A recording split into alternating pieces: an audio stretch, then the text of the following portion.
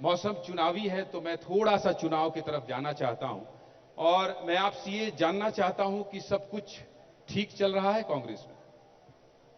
नहीं, जरूर। हम अभी रिसेंट इलेक्शन में हारे हैं। हमारी जैसा परिणाम आना था उसके विपरीत आए हैं। ये भी जरूर है कि जिस परिस्थिति, जिस फिनोमा को देश में बनाया गया, प्रदेश में बनाया गया और आम जनता से जिस तरीके की बातें की गई, उसके विपरीत देश की सरकारों ने देश में परिणाम दिए हैं।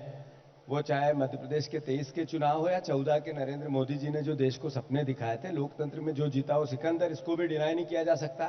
पर यह भी जरूरी है कि लोकतंत्र में दो पटरी पे चलने वाली व्यवस्था होती है। हमें विपक्ष की भूमिका मिली है। हम सरकार की वो बातें जो प्रदेश हित में नहीं है, देश हित में नहीं है, अपनी करते रहेंगे। आज जरूर सवाल है देश के सामने कि लोकतंत्र में जो भरोसा, जो विश्वास एक आम जनता को होना चाहिए, जो सुचिता की बात जो आम जनता में होनी चाहिए, जो जो राजनीतिक लोगों के लिए आम जनता की जो एक ब्लेसिंग होती थी, उसमें कमी आई है।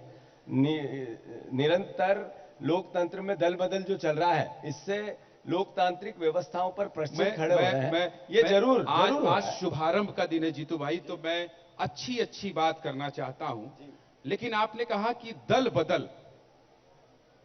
मत बदलिए, मत बदलिए। अगर मान लीजिए ये बदलना चाहते हैं आपको, तो आप नहीं बदलेंगे तो क्यों ये बदल पाएंगे क्या?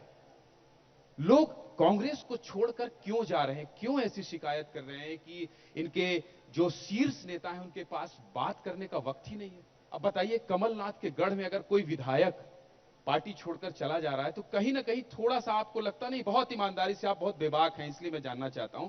मैं अच्छी अच्छी बात करना चाहता हूं आज, क्योंकि आज हम शुरू कर रहे हैं विस्तार न्यूज को। मैं आपको लगता नहीं कहीं अपनी ओर से भी थोड़ी कमी है?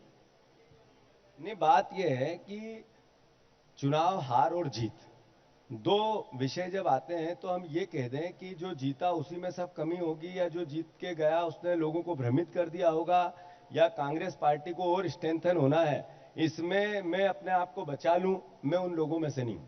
मैं मानता हूं इस बात को कि जब हम 2 3 4 बार पराजय हुए तो नेचुरल है, स्वाभाविक है कि हमारे भी सुधार की आवश्यकता है, हमें और अच्छा करने की आवश्यकता है। एक बार ताली बजाइए जीतू भाई के लिए। भाई, इनकी ईमानदारी के लिए ताली बजाइए कि ये स्वीकार कर रहे हैं कि हमारे में गलती है और हमारे में सुधार की गुंजाइश है। ये विस्तार न्यूज के मंच में विस्तार से इन्होंने स्वीकार किया है। अपनी बात आप पूरी कीजिए प्लीज। तो मैं मानता हूं, पर यह भी सच है कि जिस तरीके का फिनोमा बना है, एक कार्यकर्ता जीवन भर आस्थाओं के साथ, आइडियोलॉजी के साथ चलता है, पर परिस्थितियां बदलती है। जब पार्टी अच्छी स्थिति में रहती है तो सहयोग करता है, और जैसे ही खराब परिस्थिति बनती है तो उसमें पार्टी में कोई कमी आके वो दल बदलता है। ये पैरामीटर देश के लोकतंत्र के लिए घातक है। मैं मानता हूं इस बात को कि स्वतंत्र है लोग, स्वतंत्र है भावनाएं, स्वतंत्र है अपने विचार, मौलिक अधिकार अपने अपने हैं, कोई कहीं भी रह सकता है। ऐसी व्यक्तियों की बातें नहीं हो रही है, लोकतंत्र की बातें। क्या कारण है कि 17 सरकारें गिरी तो लोकतंत्र का जो एक फिनोमा बनना था, जो 500 लोग दल बदल विधायक कर गए, ये इसी 10 साल में हुआ। क्या कारण है? 200 से ज्यादा सांसद दल बदल कर कहती है, पूरे उत्तर बीजेपी कहती है जीतू मैं भाई। आपसे अनुरोध है कि आप जब सवाल करते हैं तो पूरा उत्तर होने देंगे तो नया दिन है, पहला दिन है। अच्छा, दोनों की अच्छी बात है। आज झगड़ा नहीं करना है। हाँ, आज पूरा पूरा सब कुछ बातें सुनना होंगी। है। ठीक है जीतू तो भाई, मैं अपने शब्द वापस लेता हूं, माफी भी मांगता हूं। नहीं, कोई माफी की जरूरत नहीं है। हम दोनों एक हिस्से के, विपक्ष और जर्नलिज्म, दोनों सरकार की कमियों को बताने के लिए सबसे महत्वपूर्ण है। तो मुझे पूरा अवसर दें। तो मैं मानता हूं कि ऐसा सिनेरियो देश में बन रहा है जिसमें प्रश्न चिन्ह लग रहे हैं लोकतांत्रिक व्यवस्थाओं पर, ईवीएम पर प्रश्न चिन्ह लग रहे हैं, जो सरकार की एजेंसियां उन पर। आप देखो सिनेरियो कैसा है। 141 लोगों पर कार्रवाई नरेंद्र मोदी जी ने की, और किस लिए की?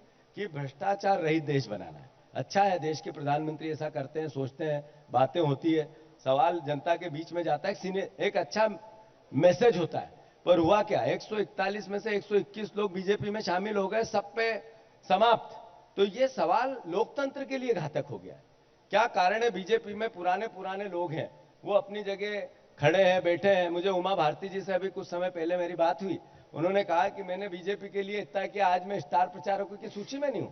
तो ये सवाल इसका नहीं है कि उनने क्या कहा, सवाल यह है कि आस्थाओं के साथ पार्टियां इस तरह का सिनेरियो क्यों बना रही।